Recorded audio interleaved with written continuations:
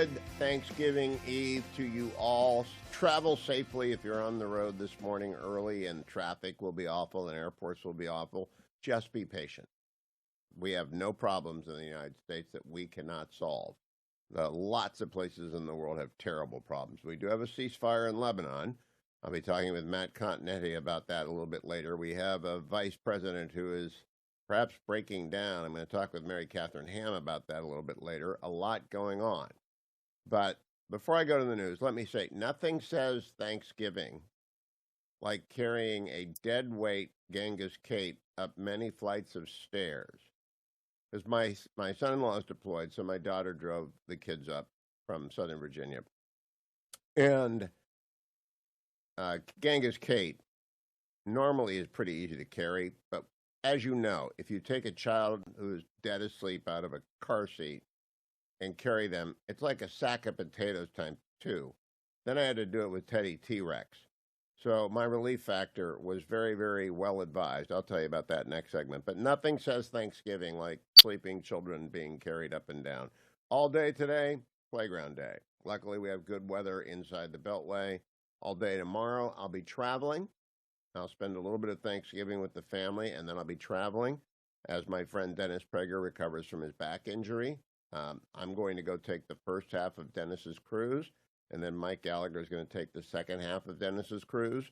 So my Thanksgiving tomorrow will be a couple of rolls and out the door, but I'm going to be blessed by the presence of my grandchildren for 48 hours, and that's a great blessing. I have no complaints. And if you want to send a get well card to Dennis, we have a banner over at hughhewitt.com. Please do it there. We know it gets to him. I want to begin with the great, big, wonderful news. You remember COVID, sort of. Same way I kind of remember COVID. I was flying home from Hawaii in March of 2000, and what year? 20? And Tom Cotton had been on the show in January warning about Wuhan, and I was warning about Wuhan, but I didn't know that it was going to be that bad, and dropped the Fetching Mrs. Hewitt off in California, proceeded to D.C., and then the airline shut down. So I was for 6 weeks or 8 weeks, I can't remember, by myself eating pizza, takeout pizza, and basically listening to everything Fauci and Collins said, and I really believed them both because I thought they're the public health authorities, do what they say. Well, they were wrong. They were absolutely wrong about everything. Not everything, but nearly everything, and they misled the American people, and they misled me. So one voice rang out loud and clear, Jay Bhattacharya of Stanford, one of the original authors of the Great Barrington Declaration, and he has been named to run the National Institute of Health, replacing Francis Collins, who's a very good man. He was just wrong and duped, I think, by Tony Fauci during that process. President-elect Trump named Jay Bhattacharya yesterday, and I'm doing jumping jacks. This is great. Dr. Bhattacharya, or Dr. B, as I call him, was on the program in June, and we talked about the need for a public health system that is credible, cut number 22. Well, my main argument during COVID is that we had to take account of the basic epidemiological facts about it in designing our policy. And that is that it was, well, there's two really. One, that there is a enormous age gradient in the risk of dying from COVID if you get COVID, right? It's older people primarily that have died. It's 80% of the deaths are people over 65. And whereas children face minuscule risk relative to other risks in their lives. That's fact one. I think nobody disagrees with that. Fact two is that the lockdowns that we employed are harmful.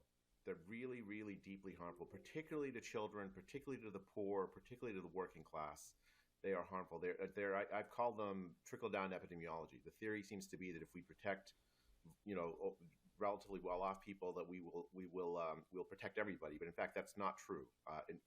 The disease spread despite the lockdowns, and the lockdowns caused tremendous. I mean, we can go through some of the litany of the harms they're caused, but it's catastrophic. I can't think of any public health intervention in modern history, certainly outside of wartime, that have had the same kind of catastrophic effects, including large numbers of people around the world thrown into poverty, starvation.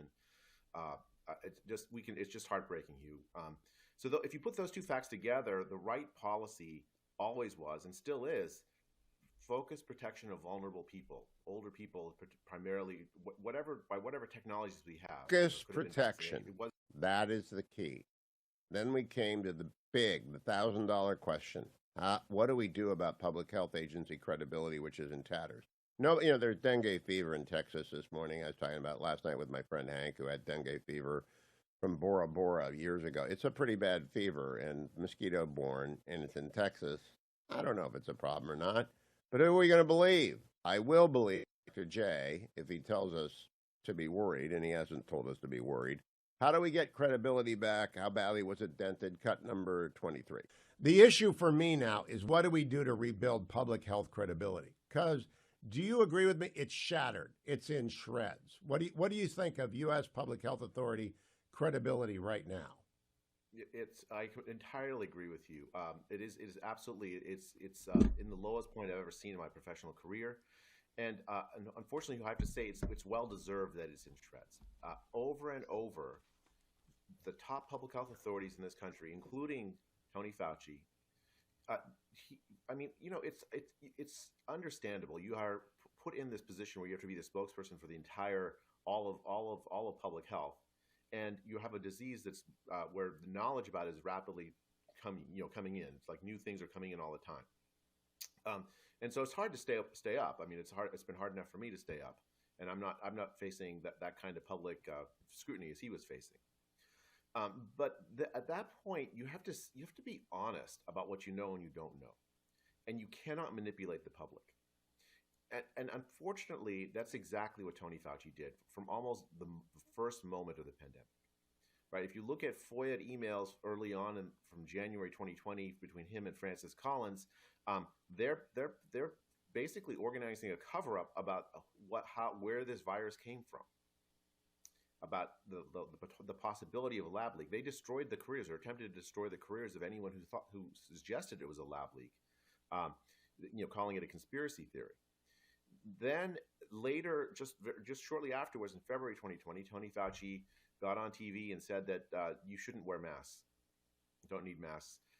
Actually, he was reflecting the honest consensus then of all scientists, or most scientists. If you looked at the randomized trial evidence before the pandemic regarding masks and the spread of influenza, the conclusion was that you don't have any evidence that it actually works.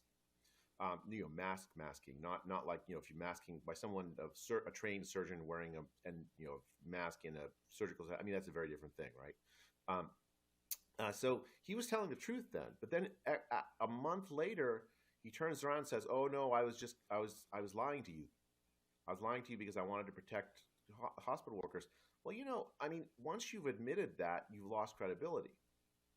And then you had people. Then there was in mid-July. There were actually people in the United States who were pretty solid on school opening, reflecting what had happened in Europe, in Sweden and Iceland and elsewhere. And people were in favor of school opening. All of a sudden, it seemed like on a dime, it would turn against school opening, not based on any real data that had come out, but it looked to me like basically a political switch, as if it was, as using kids to get at Donald Trump, make him, make his re-election chances worse. I mean, I think so. There was that element of noble lies, that element of politicization. Then there was the BLM protests. Right, so the Sturgis bike rally happens, and Republicans gathering to celebrate Harleys is dangerous. But then Democrats gathering to protest. Actually, it wasn't just Democrats; lots of people gathering to protest racial injustice is somehow okay. And you have public health signing a letter. 1,000 people in public health signing a letter saying that that's okay for public health, but not the other protests. He's fabulous. The entire interview is at Hugh Hewitt. Go look up Hugh Hewitt, J. Bhattacharya. He's fabulous. It's a great pick. Also want to do one more thing. I got my Christmas present yesterday because I'm going to go on this cruise for Dennis. If you're watching on the Salem News Channel, this is a Cleveland Browns sea bag. So I'm going to take this with me on the cruise to the Caribbean. Everyone's going to want it. I'm going to have to tether it to my arm because the NFL entered into a license agreement with seabags.com. And this is the best Christmas present for everyone, especially Steelers fans. I want everyone out there who knows a Steelers fan to go and order the Cleveland Browns sea bags at seabags.com and send it to them as a thank you for putting Donald Trump back in the White House and Dave McCormick